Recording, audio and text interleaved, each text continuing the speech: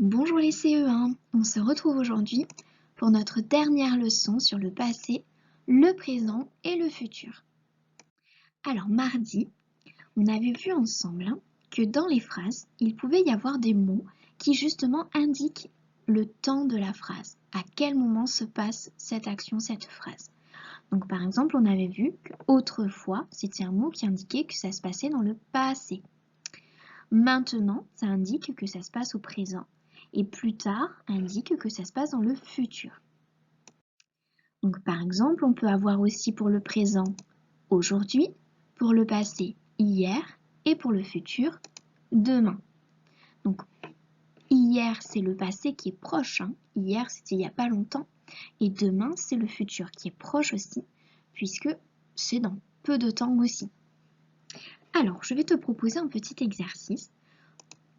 Tu vas lire la phrase qui vient de s'afficher dans ta tête. Est-ce que tu l'as lu? C'est bon? Donc, aujourd'hui, je mange à la maison.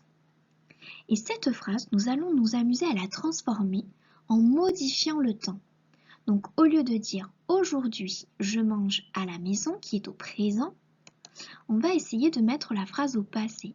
Et si je parlais d'hier, qu'est-ce que je dirais? Hier, est-ce que tu as deviné? Hier, j'ai mangé à la maison. Tu vois, on voit que ce mot-là, manger, qui est le verbe, a changé parce qu'on a changé le temps. Aujourd'hui, je mange. Hier, j'ai mangé. Donc ça, tu sais très bien le faire à l'oral. Alors maintenant, on va essayer de la transformer et de la mettre au futur. Demain, comment est-ce que tu dirais? Demain, je mangerai à la maison. Demain, je mangerai. Et là encore, on voit que le verbe manger, il a changé. Aujourd'hui, je mange. Hier, j'ai mangé. Demain, je mangerai. Ok. Alors, on va essayer de faire la même chose avec une autre phrase. Alors, regarde. Aujourd'hui, je prépare des biscuits. Aujourd'hui, je prépare des biscuits. Alors, voyons ce que ça donne si je dis hier. Donc, je change le temps. Hier, est-ce que tu as trouvé? Hier, j'ai préparé des biscuits. Hier, j'ai préparé des biscuits. Et demain alors? Demain, je préparerai des biscuits. Aujourd'hui, je prépare. Hier, j'ai préparé. Demain, je préparerai. À chaque fois, on a le verbe qui change. On continue. Autre phrase. Aujourd'hui, nous décorons le sapin. Aujourd'hui, nous décorons le sapin. Alors, si je la transforme, que je la mets au passé. Hier, nous avons décoré le sapin. Hier, nous avons décoré le sapin. Et demain alors? Demain, nous, tu as trouvé? Demain, nous décorerons le sapin. Parfait. Alors, donc on a vu hier ensemble qu'il existait donc des mots pour parler du présent, des mots pour parler du passé et des mots pour parler du futur. Mais en fait, il y a des passés et des futurs qui sont plus ou moins proches. Alors, regarde, ici au milieu, aujourd'hui ou maintenant, on a le présent. Et donc, de ce côté, je vais avoir le passé et de ce côté, le futur. Et plus je vais m'éloigner, plus le passé va être lointain. Hier, c'est très proche. Avant-hier, c'est un peu plus loin. La semaine dernière, c'est un peu plus ancien. L'été dernier, encore plus ancien. Et autrefois, alors là, c'est vraiment très très loin. Donc, on a un passé qui peut être plus ou moins lointain. Je peux parler de ce qui s'est passé hier ou je peux parler de ce qui se passait quand j'étais petite ou quand ma grand-mère était petite ou à l'époque des dinosaures. Là, c'est encore plus loin. Et c'est pareil pour le futur. Je peux parler de demain, imaginez ce que je vais faire demain, ou alors dans 2 semaines, dans 15 jours, ou alors l'année prochaine, ou même dans 10 ans. dans 10 ans ou dans 50 ans, voilà. Donc on a là aussi un futur qui est plus ou moins proche. Allez, on va lire la leçon ensemble. Donc la leçon, c'est passé, présent, futur. On la collera ensemble dans le cahier rouge quand tu rentreras, que tu reviendras à l'école. Donc passé, présent, futur. On nous dit que le verbe, donc le verbe c'est un mot qu'on verra ensemble la semaine prochaine. Le verbe se conjugue.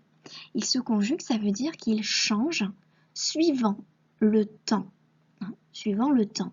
On a vu tout à l'heure qu'il peut changer suivant que je parle du présent, du passé ou du futur. Une phrase peut s'écrire au passé. Par exemple, hier, j'ai mangé à la cantine. L'année dernière, je mangeais à la cantine. Ça, c'est du passé. Au présent, aujourd'hui, je mange à la cantine. Et au futur, demain, je mangerai à la cantine. Ça, c'est ce qu'on a fait tout à l'heure. Donc, si on veut regarder ce petit organigramme, on a différents temps, le passé, le présent et le futur. Et c'est à cause de ce mot du verbe dont on va parler la semaine prochaine, que c'est très important de connaître ces notions de passé, de présent et de futur, parce qu'on va apprendre justement en CE1, on va commencer à apprendre à écrire ce verbe, à le conjuguer, à l'écrire comme il faut.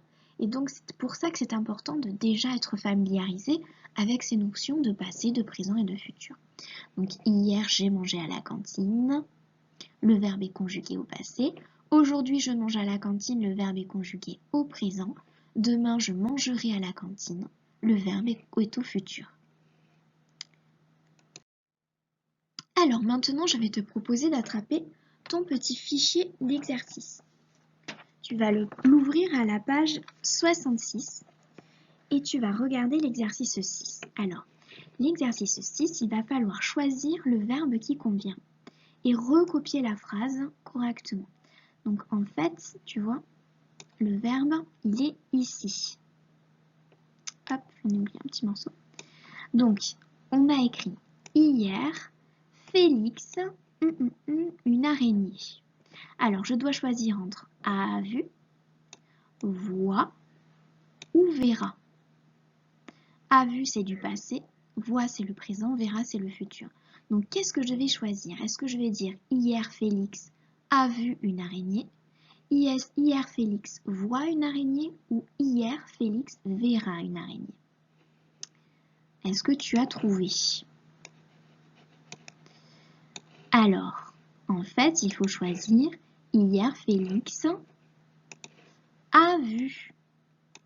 Et oui, c'est a vu qu'il faut choisir parce que hier, ça nous place dans le passé. Donc, il faut choisir le verbe qui est conjugué au passé. Hier, Félix a vu une araignée. Et maintenant, tu recopies ta phrase, hop, avec le verbe que tu as choisi. Et on ne recopie pas ces deux-là, puisqu'ils ne vont pas. Donc en dessous, je vais écrire « Hier, Félix a vu une araignée ». Et tu vas pouvoir faire la même chose avec les deux autres verbes, les deux autres phrases, pardon. Donc les deux autres phrases, ici, dans 2 mois, je pars, ou je suis parti, ou je partirai. Tu choisis celui qui convient et tu recopies la phrase avec le verbe qui convient. Actuellement, mon frère sera, était ou est en CM2. À toi de choisir le bon verbe et de recopier la phrase comme il faut. Allez, exercice suivant. Il faudra faire l'exercice 7. Donc là, il va falloir compléter, rajouter en début de phrase un de ces mots qui sont proposés en mots ici. Donc tu vas compléter avec, par exemple, tu lis la phrase « J'irai dormir chez ma grand-mère ». Est-ce que je peux mettre « hier ». Hier, j'irai dormir chez ma grand-mère. Et non, parce que j'irai dormir chez ma grand-mère, c'est du futur. Donc je peux mettre par exemple « Après-demain ». Après-demain, j'irai dormir chez ma grand-mère. Voilà, à toi de bien lire la phrase et de compléter avec le mot qui convient. Exercice 8. Il va falloir numéroter les indicateurs de temps en commençant par le plus ancien. Alors là, c'est pas facile. On va essayer de lire tous ces indicateurs de temps et on va essayer de trouver celui qui parle du passé le plus ancien. Par exemple, dans 1 heure, Donc ça, c'est du futur. Il y a 1 heure. Ça, c'est du passé proche. Hein. C'était pas, il n'y a pas longtemps, il y a 1 heure. À ce jour, donc ça, c'est aujourd'hui. Dans 2 mois, on est dans le futur. Il y a 2 mois. Ah, là, c'est déjà plus ancien, il y a 2 mois. La semaine prochaine, c'est du futur. Autrefois, ou la semaine dernière. Alors, autrefois, on va lui mettre le numéro 1 parce que c'est le plus ancien. Et ensuite, tu essaies de classer les autres du plus ancien vers celui qui est le plus dans le futur. Le plus loin dans le futur. C'est pas un exercice facile, essaye de le faire. Si tu n'y arrives pas, ce n'est pas grave. Et le dernier exercice, il faut écrire une phrase pour raconter ce qui s'est passé avant cette image et une autre phrase pour raconter ce qui se passera après. Donc sur l'image, on voit que les enfants sont dans la cour, ils jouent avec le ballon et apparemment, le ballon a cassé une fenêtre. Donc, il y a de grandes chances que juste après, le petit garçon se fera sûrement gronder. Donc, à toi d'écrire 2 phrases, une phrase qui raconte ce qui s'est passé juste avant et une phrase qui s'est passée juste après. Voilà. Et puis nous, on se retrouve la semaine prochaine, j'espère. Donc, je te dis à très vite.